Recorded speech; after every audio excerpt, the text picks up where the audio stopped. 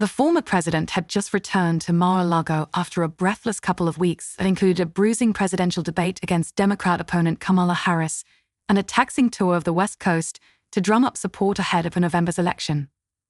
On Monday, he was set to get right back to work, announcing on social media that he would be delivering remarks at the launch event for a new crypto platform before jumping back on the campaign trail.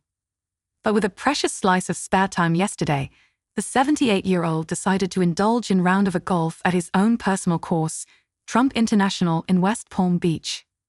His day off was ruined after just 5 holes when a member of his Secret Service detail spotted the muzzle of a rifle sticking out of a fence in bushes just a few hundred yards away and opened fire. The would-be shooter, identified as 58-year-old Ryan Wesley Routh, fled the scene under fire before he could even get a shot off.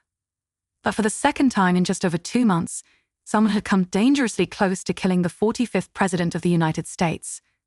Now, with the debate raging over the level of protection Trump is given just weeks away from what is set to be a hotly contested election, here's how yesterday's chaos unfolded.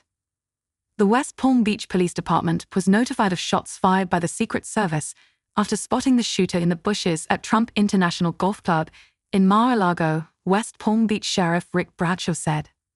At the time, the would-be shooter was about 300 to 500 yards from the Republican presidential candidate, who was playing golf between holes 5 and 6.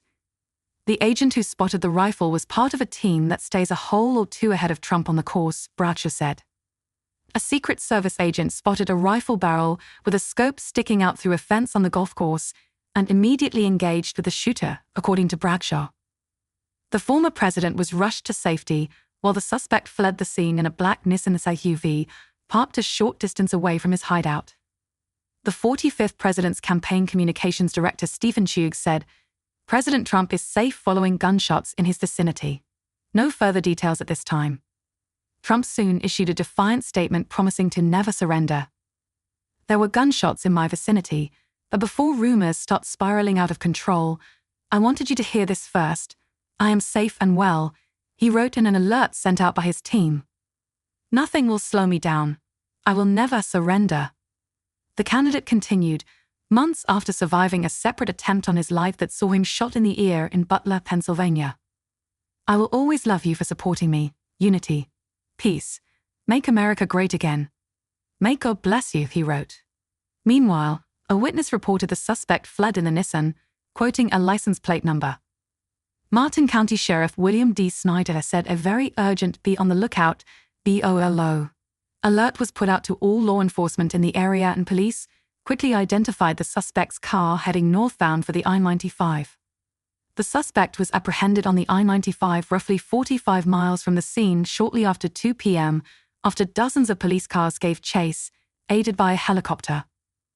Vice President Kamala Harris broke her silence on the alleged assassination attempt and said she was relieved no one was hurt. "I have been briefed on reports of gunshots fired near former President Trump and his property in Florida, and I am glad he is safe," she wrote on X, formerly Twitter. Violence has no place in America. The White House also issued a statement and said that both President Joe Biden and Harris were informed about the security incident. The president and vice president have been briefed about the security incident at the Trump International Golf Course, where former President Trump was golfing, according to the White House. They are relieved to know that he is safe. They will be kept regularly updated by their team. The suspect is taken into custody after being held at the side of the road at gunpoint by law enforcement officers. He showed little emotion and remained calm when he was taken into custody. Sheriff Cinder said, "He never asked, 'What is this about?' Obviously, law enforcement with long rifles, blue lights, a lot going on. He never questioned it." Daniel Rodriguez, who was driving back from Orlando with his family from a soccer match on I-95, recounted the wild scene when sheriff's deputies pulled Routh over. "We saw multiple officers starting to speed up behind us," Rodriguez said. "Thank you for watching. Don't forget to subscribe for more news updates. Hit subscribe for latest news."